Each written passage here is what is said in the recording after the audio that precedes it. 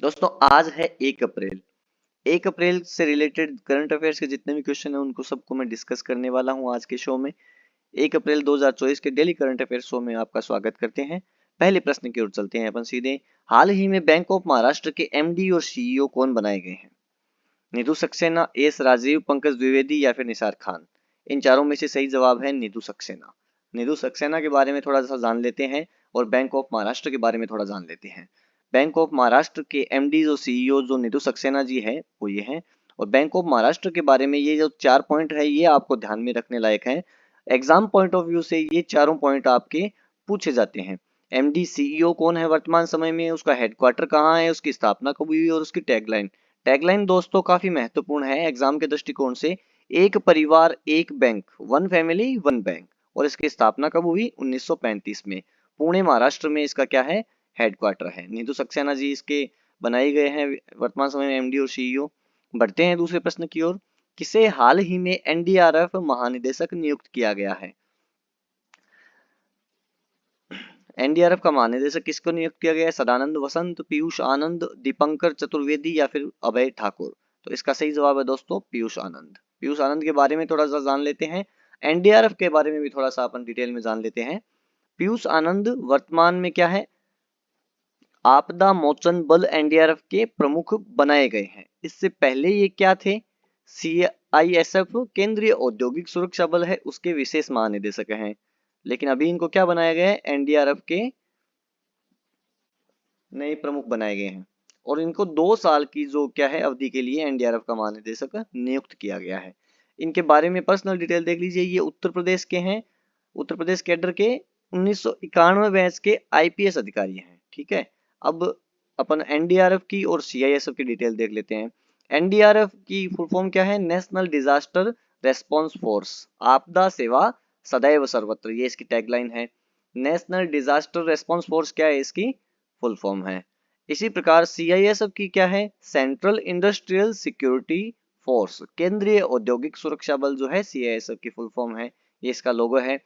अब इसकी डिटेल देख लीजिए। एनडीआरएफ का गठन कब हुआ था और उसका स्थापना दिवस कब मनाया जाता है? एनडीआरएफ का गठन और उसका स्थापना दिवस, सीआईएसएफ का स्थापना दिवस और उसका जो गठन है स्थापना दिवस कब मनाया जाता है। ये दोनों जानकारियां क्या है आपके अंतर करने में काम आएगी। एनडीआरएफ का गठन कब हुआ दोस्तों? 2006 में। किस दिवस को हुआ? 19 जनवरी को। इसीलिए स्थापना दिवस कब मनाया जाता है? 19 जनवरी को। इसी प्रकार सीआईएसएफ की स्थापना कब हुई थी? 1969 में। किस डेट को? 10 मार्च को। इसीलिए स्थापना दिवस कब मनाया जाता है? 10 मार्च को सीआईएसएफ का स्थापना दिवस मनाया जाता है। और एनडीआरएफ का स्थापना दिवस कब मनाया जाता है? 19 जनवरी को। तो 10 मार्च और 19 जनवरी ये आपको ध्यान में रखने हैं। और इसकी जो सन है, इसका वर्ष स्थापना का, वो भी आपको ध्यान में रखना है। बढ़ते हैं तीसरे प्रश्न की ओर। हाल ही में अंतरराष्ट्रीय हॉकी महासंघ FIH, federation of international hockey, FIH की फुल फॉर्म क्या है? अंतरराष्ट्रीय हॉकी महासंघ या फेडरेशन ऑफ इंटरनेशनल हॉकी की नई एथलीट समिति के अध्यक्ष बनाए गए हैं। किनको बनाया गया है? देखिए, PR श्रीजेश, प्रशांत चौहान, कैमिला कैरम या फिर एवसी दोनों। तो इसका सही जवाब क्या होगा दोस्तों? PR श्रीजेश और कैमिला कैरम। ये चिली की हैं और PR श्रीजेश अपने भारतीय हॉकी खिलाड़ी हैं जो कि गोलकीपर हैं। इनका उसमें कद क्या है? ये गोलकीपर हैं अपने हॉकी टीम के, पुरुष हॉकी टीम के गोलकीपर हैं PR Sreejesh. Camila Caram Chile की खिलाड़ी हैं। अभी देख लीजिए इनके बारे में भी पूरी डिटेल आप। भारतीय हॉकी गोलकीपर पराट्टू रविंद्रन, PR का पूरा नाम क्या है? पराट्टू रविंद्रन। पराट्टू रविंद्रन ध्यान रख लीजिए आप। श्रीजेश हॉकी खिलाड़ी, चिली की हॉकी खिलाड़ी कौन है? Camila Caram. Camila Caram. इनको सह अध्यक्ष नियुक्त किया गया है। दोनों को ये जो है ना सहयोग करने के लिए सह अध्यक्ष नियुक्त किया गया है। इनकी सीट शेयर की गई है। कैमिला कैरम को कार्यकारी बोर्ड में सह अध्यक्ष और एथलीट समिति का प्रतिनिधि नियुक्त किया गया है। PR श्रीजेश क्या है? सह अध्यक्ष बनाए गए हैं। दोनों को एक साथ बनाया गया अध्यक्ष के तौर पर। वह कैमिला कैरम के साथ योजना और बैठकों का क्या करेंगे? नेतृत्व करेंगे। अब थोड़ा सा PR श्रीजेश और अपन कैमिला कैरम जो कि चिली की खिलाड़ी हैं उनके बारे में थोड़ी सी डिटेल जान लेते हैं। यह है PR श्रीजेश, आप देख सकते हैं इंडियन टीम के गोलकीपर हैं। और यह है कैमिला कैरम, चिली की हॉकी खिलाड़ी हैं कैमिला कैरम। हॉकी इंडिया के अध्यक्ष कौन है वर्तमान समय में? दिलीप टर्की। इनका भी आपको हॉकी से संबंधित हो गए, इसलिए इनका भी ध्यान रखने लायक बात है ये। हॉकी इंडिया के अध्यक्ष कौन है वर्तमान समय में? Doctor Dilip Turkey. तो पीआर श्रीजेश हो गई और चिली की खिलाड़ी कौन हो गई? Camilla carrom. इन दोनों को सह अध्यक्ष बनाया गया है। कहां पर? FIS में, फेडरेशन ऑफ इंटरनेशनल हॉकी, अंतरराष्ट्रीय हॉकी महासंघ का। चलिए चौथे प्रश्न को देखते हैं। IMT ट्राइलेट 24 अभ्यास किन दो देशों के बीच संपन्न हुआ है? भारत, मोजाम्बिक, तंजानिया या फिर ABC तीनों? या तो इन तीनों या किन्हीं दो देशों के बीच। तो आप ऑप्शन से भी इसको कर सकते हैं। अभ्यास जो है दो देशों के बीच में होता है, तो दो वाला तो इसमें ऑप्शन में नहीं है। इसका मतलब सीधा क्या हो जाएगा? तीसरा इसका आंसर हो जाएगा ABC तीनों, भारत, मोजाम्बिक और तंजानिया। और ये हुआ कहाँ है? मोजाम्बिक में हुआ है। अभी इसकी डिटेल देख लीजिए आप। IMT ट्राइलेट 24 अभ्यास हाल ही में मोजाम्बिक में हुआ है। और कहां पर हुआ है? नाकाला, मोजाम्बिक में। जिसका उद्देश्य क्या है? भारत, मोजाम्बिक और तंजानिया की नौसेनाओं के बीच में समुद्री सहयोग और अंतर संचालनीयता को बढ़ाना है।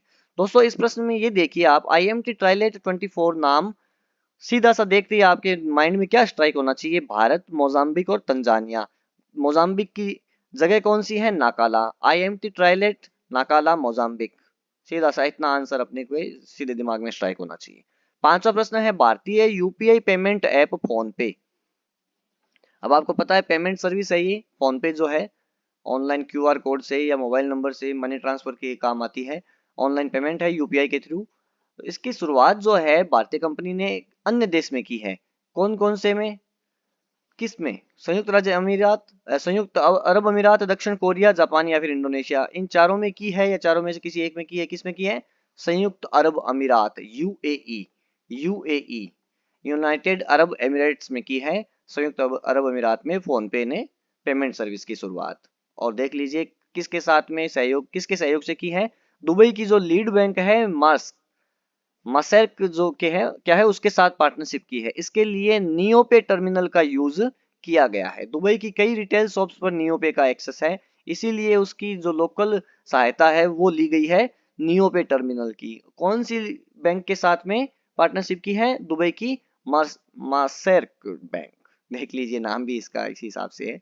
छठा सवाल है, कल्याण चालुक्य राजवंश का 900 वर्ष पुराना कन्नड़ शिलालेख कहाँ पाया गया है? दोस्तों फटाफट देखते हैं अपन, कन्नड़ शिलालेख कहाँ पाया गया है? तेलंगाना, उड़ीसा, केरल या फिर तमिलनाडु। तो इसका सही जवाब है दोस्तों तेलंगाना। अपन इसका थोड़ी सी डिटेल और देख लेते हैं। कल्याण चालुक्य राजवंश का एक 900 वर्ष पुराना कन्नड़ शिलालेख महबूबनगर जिले के जडचेरला मंडल के एक शहर गंगापुरम में पूरी तरह से उपेक्षा की स्थिति में खोजा गया है। यानी ये ऐसे ही पड़ा था, अभी तक किसी को पता भी नहीं था कि ये कोई शिलालेख है जो पुरानी राजवंश से संबंधित है। अभी ये क्या है? उपेक्षा की स्थिति में पाया गया है, लेकिन अभी इसका संरक्षण कर लिया गया है। तो ये कहाँ पाया गया है? तेलंगाना। ये मोस्ट इंपोर्टेंट प्रश्न में से एक है दोस्तों। अगर इतिहास के दृष्टिकोण से देखें तो ये वेरी वेरी मोस्ट प्रश्न में से एक है। आप इस पे इंपॉर्टेंट भी लगा सकते हैं। कल्याण चालुक्य राजवंश का 900 वर्ष पुराना, कितने वर्ष पुराना? 900 वर्ष पुराना। और किस राजवंश से संबंधित है? कल्याण चालुक्य राजवंश से संबंधित है। कहाँ पाया गया है? तेलंगाना में। सातवें प्रश्न की ओर बढ़ते हैं। बॉक्सिंग सब जूनियर नेशनल चैंपियनशिप 2024 का खिताब किसने जीता है? बॉक्सिंग से संबंधित है, नेशनल चैंपियनशिप है 2024। असम, पंजाब, हरियाणा या फिर उत्तर प्रदेश। इसका सही जवाब है दोस्तों हरियाणा। हरियाणा ने इसका जो है चैंपियनशिप का फाइनल जीता है, चैंपियनशिप को जीता है। बॉयज एंड गर्ल्स दोनों को मिलाकर देख लीजिए आप पूरी डिटेल इसकी। बालकों ने कितने पदक जीते हैं, बालिकाओं ने कितने पदक जीते हैं, कुल मिलाकर टोटल रूप से कौन विजेता रहा है? हरियाणा रहा है। हरियाणा में बालकों की जो श्रेणी है उसमें गोल्ड मेडल 9 जीते हैं, नहीं गोल्ड मेडल 6 जीते हैं, टोटल 9 जीते हैं। हरियाणा में जो बालिकाएं हैं उन्होंने 7 गोल्ड मेडल जीते हैं और टोटल 10 मेडल जीते हैं। तो टोटल मेडल कितने हो गए इनके मिलाकर हरियाणा के? 10 और 9 19 मेडल जो है टोटल जीते हैं। हरियाणा ने बॉक्सिंग सब जूनियर नेशनल चैंपियनशिप में 19 पदकों की शानदार संयुक्त बढ़त के साथ बालक और बालिकाओं दोनों श्रेणियों में टीम खिताब जीता है। आठवें प्रश्न की ओर बढ़ते हैं। म्यांमार में भारत के नए राजदूत के रूप में किसे नियुक्त किया गया है? यह भी इंपॉर्टेंट प्रश्न है दोस्तों, मोस्ट इंपॉर्टेंट प्रश्न है। म्यांमार में भारत के नए राजदूत म्यांमार में पहले ही इसको हाईलाइट करके रखता हूं। जो इंपॉर्टेंट चीज है उस वर्ड को, सिर्फ उसी को ध्यान देने के लिए मैं उस वर्ड को पहले से हाईलाइट करके रखता हूँ, तो आप सीधे भी देख सकते हैं इसको। म्यांमार में भारत के नए राजदूत के रूप में अभय ठाकुर को नियुक्त किया गया है। ये अभय ठाकुर है, देख लीजिए, इनके बारे में डिटेल भी देख लीजिए। विदेश मंत्रालय ने एक बयान में कहा है कि अभय ठाकुर जो 1992 IFS अधिकारी हैं, जो वर्तमान में मंत्रालय में विशेष कर्तव्य अधिकारी के रूप में नियुक्त हैं, उनको क्या है, म्यांमार संघ गणराज्य में भारत के अगले राजदूत के रूप में नियुक्त किया गया है। 9वां प्रश्न है, 8वां प्रश्न मोस्ट इंपोर्टेंट प्रश्नों में से एक है। IFS अधिकारी है जो 1992 के अभय ठाकुर, उन्हें म्यांमार में नियुक्त किया गया है राजदूत के रूप में। हाल ही में पैरा पावर लिफ्टिंग विश्व कप में 59 किग्रा युवा वर्ग में किसने गोल्ड मेडल जीता है? गोल्ड किसने जीता है ये बताना है आपको। विनय, अजय राठी, अतुल कुमार, ऋषभ सिंह। तो इसका सही जवाब है दोस्तों विनय। ये सिर्फ विनय नाम है। ये देख लीजिए, यूपी के गोरखपुर के रहने वाले। अब जो जो चीज इसमें ध्यान रखने लायक है एग्जाम के दृष्टिकोण से, वो मैंने हाईलाइट कर रखी है। ये जो विनय है वो कहाँ के है? यूपी के गोरखपुर के हैं। कहाँ पर आयोजित हुई चैंपियनशिप? मिस्र में। क्या जीता है उन्होंने? गोल्ड मेडल जीता है। 18 वर्षीय एथलीट ने 59 किग्रा वर्ग में तो भाग लिया है और 120 किलो वर्ग उठाकर उन्होंने इस उपलब्धि को हासिल किया है। तो जो जो ध्यान में रखने लायक है उसको मैंने पहले से हाईलाइट कर रखा है एग्जाम के दृष्टिकोण से। चलिए बढ़ते हैं 10वें प्रश्न की ओर। हाल ही में जिनेवा में अंतर संसदीय संघ की 148वीं जो बैठक हुई है, उसको भारतीय प्रतिनिधिमंडल का नेतृत्व किसने किया है? ये जो बैठक हुई उसका जो भारतीय दल गया उसका नेतृत्वकर्ता कौन है? वो है हरिवंश नारायण सिंह। इसका सही जवाब है। अब हरिवंश नारायण सिंह कौन है? ये है राज्यसभा के उपसभापति। कौन है? राज्यसभा के उपसभापति हैं हरिवंश नारायण सिंह। ये आप देख सकते हैं उपसभापति का कर्तव्य निर्वहन करते हुए डेस्क चेयर पर बैठे हैं अपनी। 148वीं बैठक में इन्होंने अपने दल का नेतृत्व किया है और संसदीय संघ जिनेवा में ये भाग लेने गए थे। स्विट्जरलैंड के जिनेवा में ये इन्होंने भाग लिया है। तो दोस्तों ये थे आज के 10 प्रश्न।